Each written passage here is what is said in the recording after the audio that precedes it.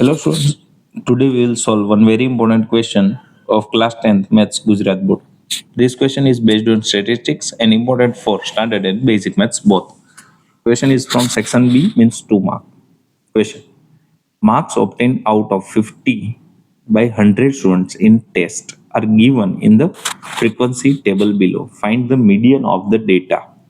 Marks obtained and number of students: 20 marks 6 students, 29 marks 28 students, 28 marks 24 students, 33 marks 15 students, 42 marks 2 students, 38 marks 4 students, 43 marks 1 student, and 25 marks 20 students. The question was asked in June 2020. બરાબર છે. આ question એક hard question છે, બરાબર છે, પૂછેલો છે. હવે અહીંયા ડેટા જે છે એ આપણને એવું લાગે છે કે ભાઈ ગ્રુપ ડેટા છે, પણ આ અનગ્રુપ ડેટાનો ક્વેશ્ચન છે. સિમ્પલી જો ગ્રુપિંગમાં નથી આવ્યો 5 to 10, 10 to 15 એવી રીતના ગ્રુપિંગમાં માર્ક્સ નથી, એટલે અનગ્રુપ ડેટાનો ક્વેશ્ચન છે. બરાબર છે.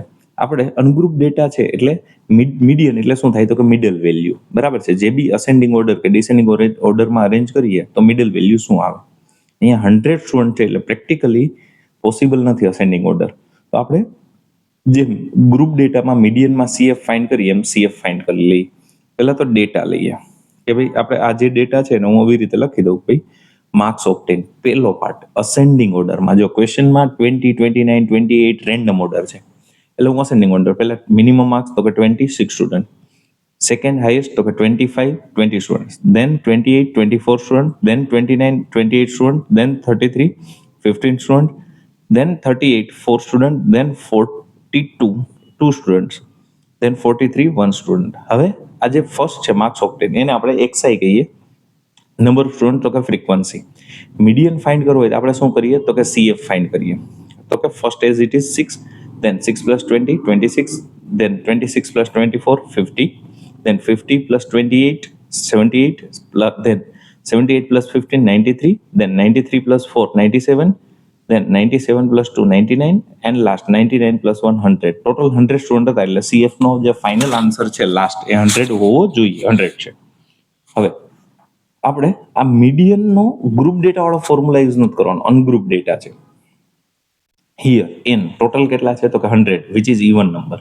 હવે ઇવન ઓડ નંબર હોય તો મીડિયન ઇઝીલી મળી જાય મિડલ વેલ્યુ. ઇવન નંબર હોય તો બે મિડલ વેલ્યુ આવશે, એટલે મીડિયન નો આપણે અનગ્રુપ ડેટામાં ઇવન વાળો ફોર્મ્યુલા.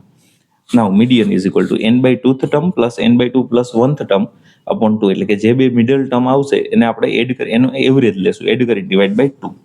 n ટોટલ 100 છે તો n ની વેલ્યુ 100 પુટ કરી દઉં. 100 by 2th term plus 100 by 2 plus 1 term એટલે 100 by 2 એટલે 50th ટર્મ થશે, અને 100 by 2 એટલે 50 plus 1 51st ટર્મ થશે.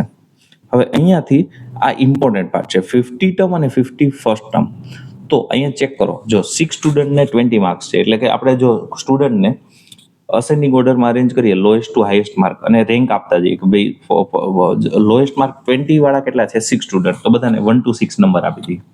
બરાબર છે. દેન 25 માર્ક્સ વાળા 20 સ્ટુડન્ટ એટલે કે 7th રેન્ક થી લઈ અને 26th રેન્ક એટલે કે નેક્સ્ટ 20 સ્ટુડન્ટને કેટલા માર્ક્સ આવશે 25.